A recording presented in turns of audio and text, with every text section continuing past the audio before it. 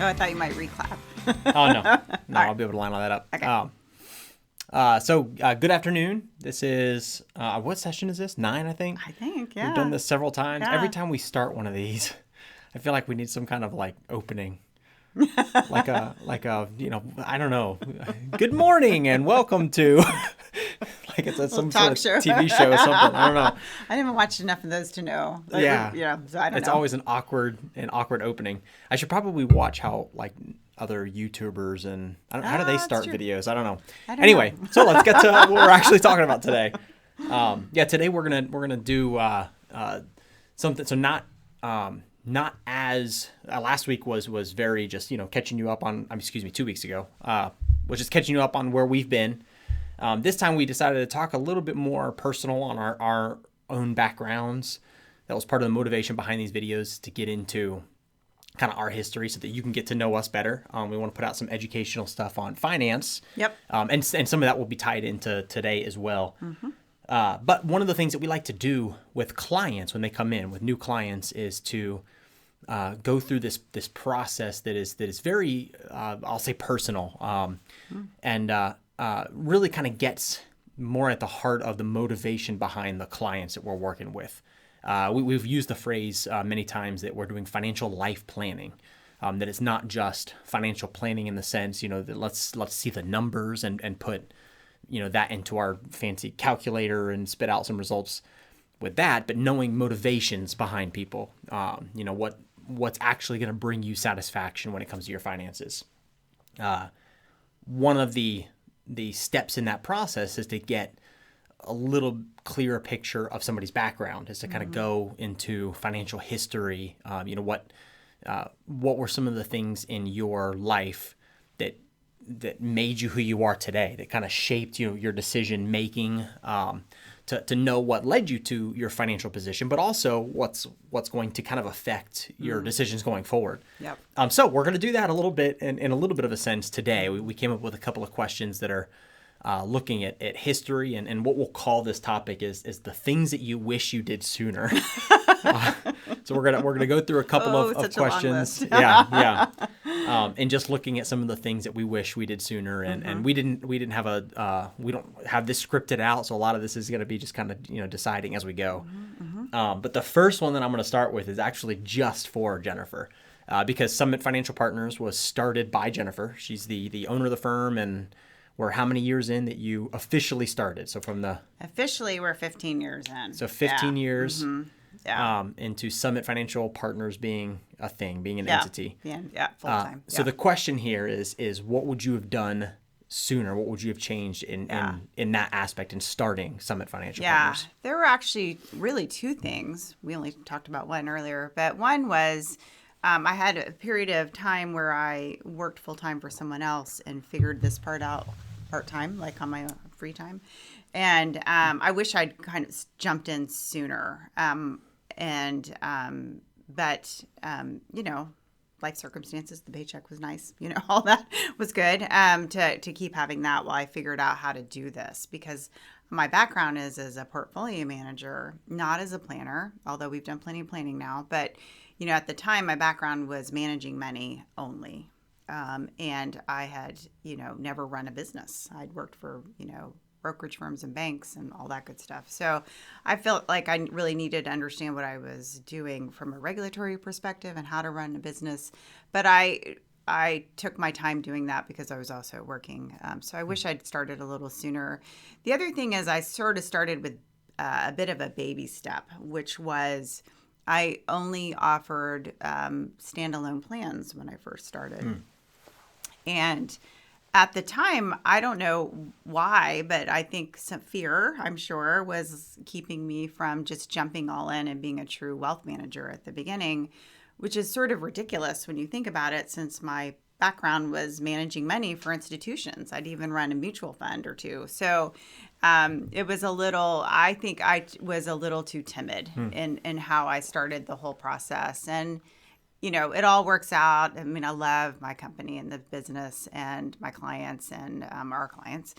And so it all works out. But yeah, I think I could have jumped in much sooner and faster. Yeah. So, and for anybody that maybe doesn't know what we do. It's right now it's very holistic planning, which is including managing assets, and the financial planning aspect is a part of that. Yep, So when you it's say huge. standalone plans, that was like just the financial plan where you weren't Yep. actually managing assets. Were you recommending? I did make some recommendations on how to invest, and I eventually learned the shortfall of that. And one reason, that's one thing that kind of pushed me back, it pushed me back towards managing money, was the shortfall was people struggled to implement those changes, and then they wouldn't properly monitor them, or they wouldn't implement the changes till they saw me a year later, and then right before that meeting. Yeah, do yeah. it. So people weren't really, I think, benefiting as much as they could have from all of that process. But, and as you well know, financial planning is huge and it's so valuable.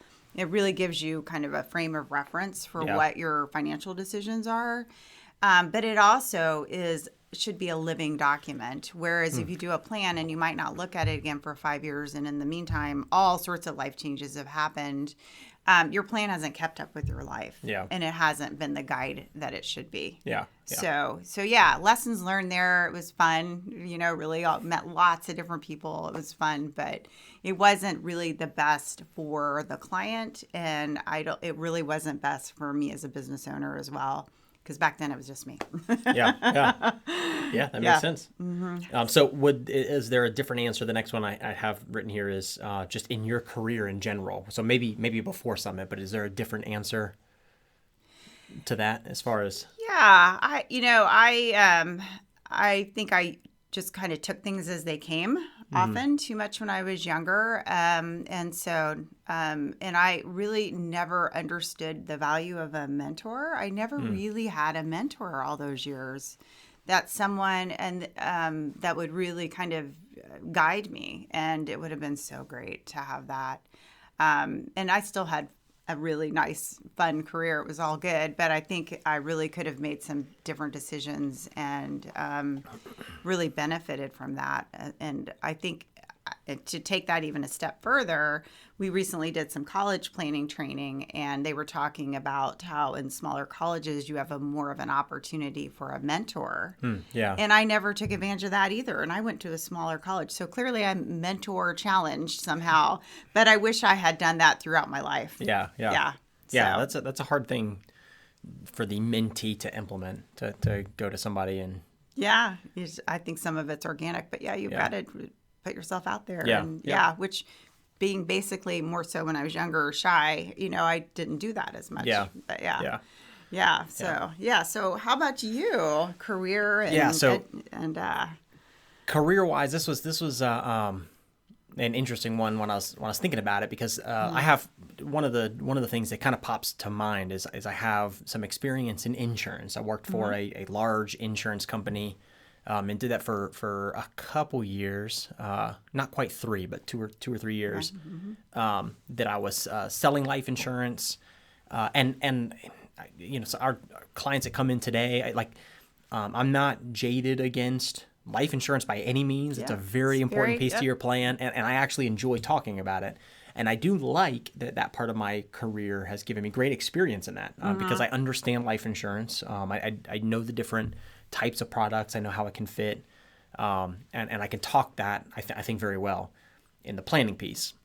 The part that I think that I guess regret is the best way to put it, are some of the conversations that I had at the time, because now I've got this more holistic view from a planning perspective on how insurance fits the plan. Yeah, it should support the plan, not be the plan. Yeah. And at the time, that was all my knowledge when it came to personal finance, was just insurance. Oh my. So the whole conversation was just well, tell me about your situation and circumstances so that I can see how insurance is going to fit in there. Right. And it was a very relatively high pressure, sales role in selling life insurance. So there were some of those interactions that I look back now and can see in hindsight that what I was suggesting maybe wasn't the best option for the people that I was talking to. Yeah. And to clarify, as fee-only advisors, we don't sell insurance or anything, right? We're just paid by our clients. And so it's what you were experiencing was a very different business model, so to speak. So yeah, so now it's when we advise, it's more how does it support your plan, Right. and then Well, we get someone else to sell it to you because we can't. yeah. What our advice now doesn't change how we are paid or compensated for Right. that advice. Yeah. It did Which is cool. 100% with when I was, it was 100% commission, and what you bought from me as an insurance agent directly affected my pay, which is near impossible to separate and not Yeah. give advice that is truly in somebody's best interest. Yeah. It's hard. When that element is there. Yeah. So yeah, and again, there's lots of insurance agents that I'm still connected with that I do trust and that I think do a great job, and there isn't a very important piece there to insurance. It was just that one element that I look back and it's kind of wish definitely was a little different. Yeah. All right, so how about in education? That was one that you had mentioned as far as your degree. So this is maybe not posed necessarily as a question, but was a good one in. Would you have changed your education path leading up to your career now? Well, now I would say no, but for many years I would have said yes. So Because your degree is my undergrad degree is in psychology, and I never intended to be a therapist in any way, shape, or form, and and I chose that. My roommate was a psychology major, and it was fun, and I mean, I clearly needed a mentor, right? We're back to the mentor thing.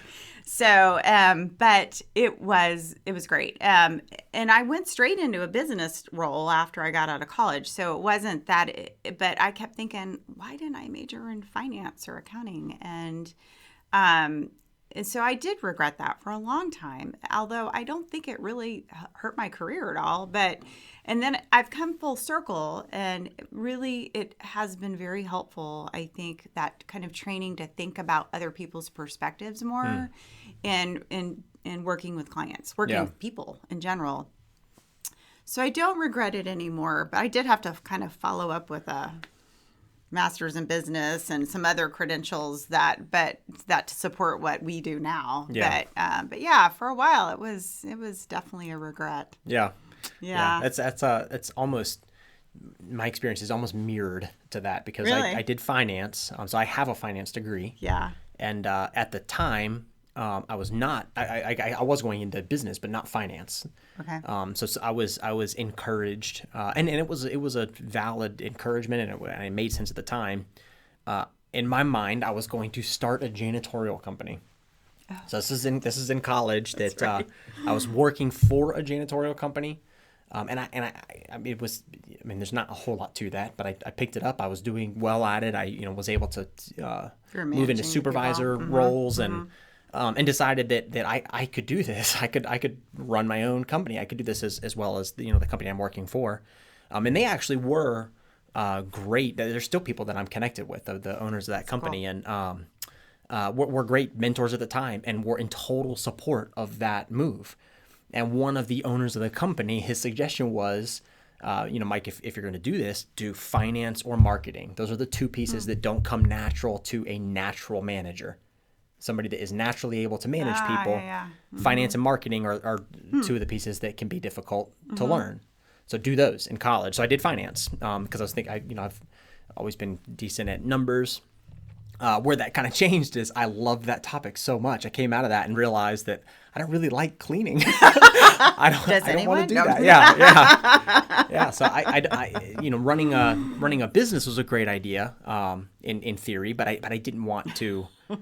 I didn't want it to be janitorial. I just realized that there's other options. But looking back at my education and my undergrad experience in college.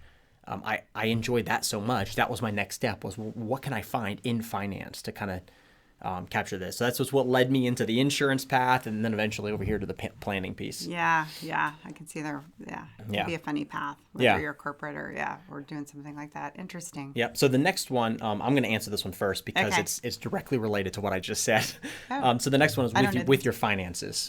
What would you have done sooner with your finances or different, in your own personal financial background or path.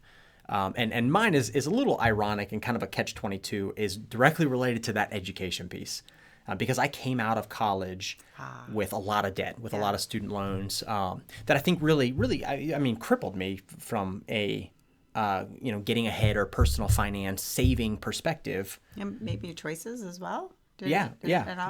For a long time, there's a lot of our family decisions were directly impacted because of the debt that I was carrying from student loans.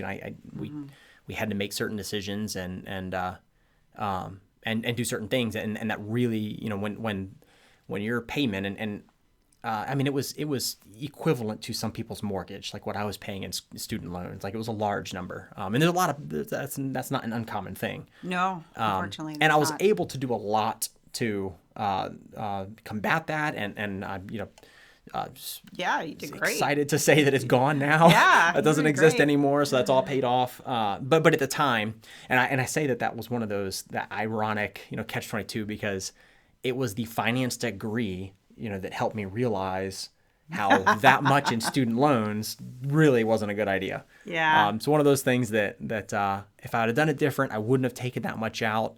But at the same time, I wouldn't have got the education and experience that I had. You didn't have a whole lot. So I probably would have still, but I'd have done it a little bit different. Yeah. Well, too, there's this is a side topic, but there's wisdom in taking loans that for a degree that's going to support a career that's going to help you pay it off. Yeah, for sure. Yeah. So, you definitely ended up on a good path with that. So, yep. But yeah. Yeah. One thing that is especially when the student is not being directed by their parents, and I mean, my parents are awesome, but when it comes to finances, they just didn't have that education or that background. Right. It was totally, I was applying for my own student loans. Like, it was all completely 100% on me. And in that process, when I could check the box, to get the max amount, knowing that some of that was just going to go directly in my pocket, not to Liberty. As a college student, I was like, well, yeah, I want all that money. Like, that all made sense, at the time. This is my spending money for the semester that I was paying heavily for in the form of interest, and yeah. So those are the little things that I still kind of got that experience in college without really maximizing the debt that I was going to be in. Yeah. Coming out of it. Yeah. That I wish I had known. Interesting. Yeah. Mine is a little, I guess, an example of having blinders on a little bit, because I've always been, good with money. I've never been a spender. It helps that that I hate to shop. But in my 30s, I became obsessed with paying off our mortgage. And to the point that I did not contribute to my 401k for a few years. And in retrospect, in your 30s, that was really, I was paying down a 4 3/8% adjustable rate mortgage. I was missing the employer match, right? So that automatically doubles, whatever their match is. And then, of course, the growth over time. And so I think that was a huge opportunity cost that you can really never get back. Yeah. I did pay off the mortgage, but but it took a while. And so I really had blinders on because I was so focused on that goal that I wasn't looking at the big picture. This is pre ever doing any financial planning, but still, it wasn't completely logical, and I shouldn't have done that way. And it's really hard when you're in your 30s, I think, for people to kind of think more about the long term, right? Because the long term, like retirement, is very far away. Yeah. Or it feels like it, then it sneaks up on you. But and so that's really kind of the biggest decision I regret. Yeah. That's a common topic of conversation with clients, is because a lot of clients, it's funny how just emotionally how debt can have such a hold on people, and it makes sense. I mean, there's some circumstances or situations that is even still the recommendation to the clients. Yep. That focus on sure. that. And that's probably that psychology background that's kind of coming in there to play, because oftentimes financially, if you've got debt or loans out there that are I'll say cheap or inexpensive when it comes to interest, and mortgages are a great example of that today because they're Especially such today. low interest. Yep. That it doesn't financially make the best sense to pay that off quick because of the opportunity cost that's lost in the investments that you could be making. Financially, logically, that makes sense. Psychologically, not always. Yeah. Not always makes Yeah. So yeah, that's a very Yeah. common. And some of that's life stage dependent. Yeah. Like it's really beautiful to have your mortgage gone when you retire. Yeah. And so sometimes, it's not all about the numbers, as you say. Yeah. It isn't. But it should have been a bit more about the numbers when I was in my 30s. Yeah. For that Yeah. particular Yeah, circumstance. we plan on doing this as a little bit of a segue. We plan on doing some more in-depth webinars that are not these same Facebook Live events that you'll have to register for, and we want to get much more, in-depth on the education. So you'll sign up ahead of time, and we'll be putting those out. One of them, I think the first one that we're planning on doing is on Social Security. Right. And then we've got another one on college planning that we plan on doing. Yeah. And one of the topics in that was it used to be that everybody planned to have their mortgage paid off by retirement, and how that's slowly the reality of that is changing, and that people are carrying a mortgage more and more into retirement because of the loans from college. That's kind of hindering that debt payoff.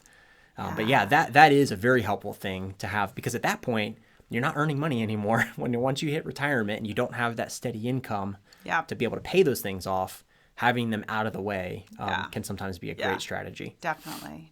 Yeah. Cash flow is very important. Yep. So yeah, we hope you will join us for some of those webinars. And I our think goal is to have them once a month, you think? Yeah, I think we're aiming for once a month, and we're still a month and a half out from, I think, the first one. We don't have an official date just yet, but we will, and we'll post that, and we'll send out some invitations. I think we're going to have to limit the seats to those as well, because we want them to be a little bit more interactive. We're not sure exactly how many, but yeah, keep that in mind and looking out for that, and hopefully that was helpful, getting a little bit of insight from Learn the from financial our mistakes. the financial planners, yeah, and also that's hopefully helping make our we're making the same decisions that we're helping people make across the table. We're in the same boat and going through the same process. So for sure, yeah. Well, thanks for joining us. We're so glad that you take the time to listen, and we'll see you in a couple weeks. Yeah. And here's that fancy close to the talk show that we gotta add in Gotta there. work on that one. See you next time. I don't know. Yeah, we'll come up with some funny catch lines. Bye.